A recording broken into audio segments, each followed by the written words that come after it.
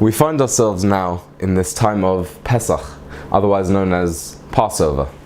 And as Jews, we tend to think that the idea of festivals is, let's say they tried to kill us, we won, let's eat.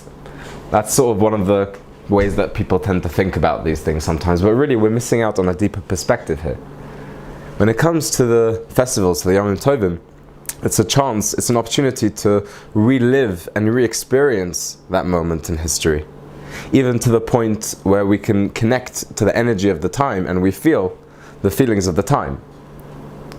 And this time of going out of Mitzrayim is a very powerful time for us to also experience and relive going out of almost our own personal Mitzrayim, our own restraints. These are restraints that we've imposed on ourselves, false things that we've imposed on ourselves, perhaps even in the name of Hashem, but they are really our own. Although we might say them in the name of Hashem, they are really our own false beliefs and other things that hold us back and stop us from achieving our potential and doing what we can in this world. And we often entrap ourselves in these false beliefs, habits, and restraints that sometimes we're aware of them, sometimes we're not aware of them, but they're there and they really do affect our everyday lives. And part of this time is being able to examine those things and to see if those things really are something which are helping us and are real, or if it's something which is false that we have placed on ourselves and is limiting us. And we need to really think about this and become aware. So, for example, do we really need to drink as much coffee as we think we do, with as much sugar as we think we need? Do we really have to, sleep those extra few minutes? Do we really have to say over that gossip that we heard just recently about somebody? Do we really need to tell that over? We might feel inside that we need to, but do we really need to? And also, even when it comes to other things, like let's say, generating parnasa, generating income, is a job the only way to generate income? There's a lot of things that we have taken on ourselves as facts, when in fact, it's not so straightforward. There's often more than meets the eye.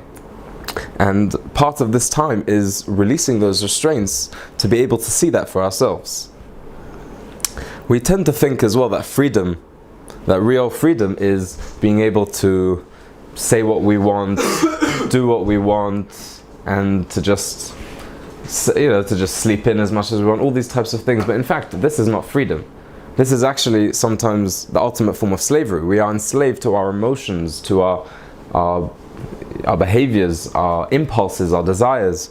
This is not freedom. This is slavery, and this is part of what we are looking to break as well with connecting to this time of Yetzias Mitzrayim, of going out of our Mitzrayim, our restraints.